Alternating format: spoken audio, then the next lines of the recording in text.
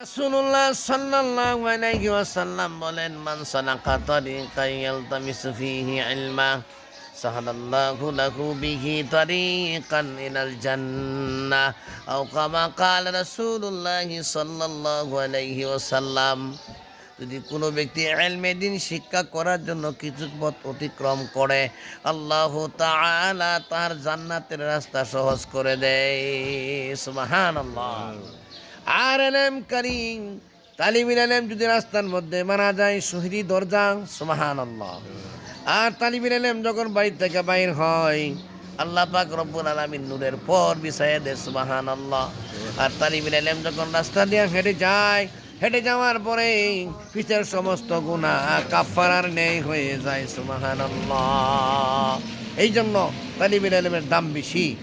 তালিবিল এলেম যদি রাস্তা দিয়ে হেঁটে যায়, গুরুস্থান যদি কোনোখানে থাকে, 40 দিনে গুনাহ মাফ হয়ে যায়। বলেন সুবহানাল্লাহ। এই জন্য তালিব ইলমের দাম বেশি। আল্লাহ পাক রব্বুল আলামিন আমাদেরকে বেশি বেশি আমল করতে দান করুক। আল্লাহ পাক রব্বুল আলামিন ছেলে সন্তানকে মাদ্রাসায় পড়ার জন্য তুমি দান করুক। আমিন। আসসালামু আলাইকুম ওয়া রাহমাতুল্লাহি ওয়া বারাকাতুহু। ওয়ালাইকুম সালাম ওয়া রাহমাতুল্লাহি ওয়া বারাকাতুহু।